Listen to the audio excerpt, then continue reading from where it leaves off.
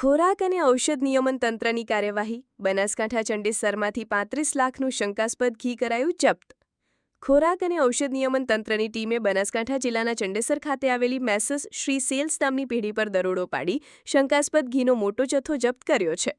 તંત્ર દ્વારા સ્થળ પરથી ઘીના 2 નમૂના લઈ તેને ચકાસણી માટે પ્રયોગશાળામાં મોકલવામાં આવ્યા છે. અંદાજે 35 લાખ રૂપિયાથી વધુની કિંમતનો ઘીનો જથ્થો શંકાસ્પદ જણાતા તેને સુરક્ષા હેઠળ જપ્ત કરી કાયદેસરની કાર્યવાહી હાથ ધરવામાં આવી છે.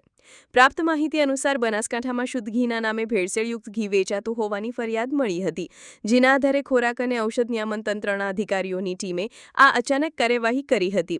તપાસ દરમિયાન મેસર્સ શ્રી સેલ્સ પેઢીમાંથી મળી આવેલા ઘીની ગુણવત્તા શંકાસ્પદ જણાતા તેનું વેચાણ અટકાવી દેવામાં આવ્યું છે. પ્રયોગશાળાના અહેવાલ બાદ આગળની કાર્યવાહી કરવામાં આવશે. આ કાર્યવાહીથી ખાદ્ય પદાર્થોમાં ભેળસેળ કરતા વેપારીઓમાં ફફડાટ ફેલાયો છે. તંત્ર દ્વારા જાહેર આરોગ્યને પ્રાથમિકતા આપી આવી ગેરરીતિ કરનારાઓ સામે કડક પગલાં ભરવાની ખાતરી આપવામાં આવી છે. આ ઘીનો જથ્થો ક્યાંથી આવ્યો હતો અને ક્યાં વિતરણ થવાનો હતો તે અંગે પણ વધુ તપાસ ચલાવવામાં આવી રહી છે. રાજ્યના નાગરિકોને શુદ્ધ ખોરાક મળી રહે તેના માટે રાજ્ય સરકાર તથા રાજ્યનું ફૂડ એન્ડ ડિપાર્ટમેન્ટ સતત કામગીરી કરી રહ્યું છે. જેના ભાગરૂપે ગઈકાલે ચંડેસર બનાસકાંઠા ખાતેથી શ્રી સેલ્સ એજન્સીમાં શ્રી ભાવેશ ચોખાવાળાને ત્યાંથી લગભગ 5.5 ટન જેટલું બનાવટી ભેળસેળવાળું ઘી કે જેની કિંમત 35 લાખ થાય છે તે જપ્ત કરવામાં આવ્યું છે. ત્યાંથી 2 ઘીના નમૂનાને ટેસ્ટિંગ માટે મોકલવામાં આવેલા છે.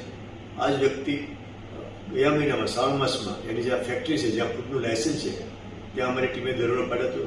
ત્યારે ત્યાં પામ ઓઇલના ખાલી ડબ્બા તથા લગભગ 700 કિલોગ્રામ જેટલું 3.5 લાખનું ભેળસેળિયું ઘી મળ્યું હતું.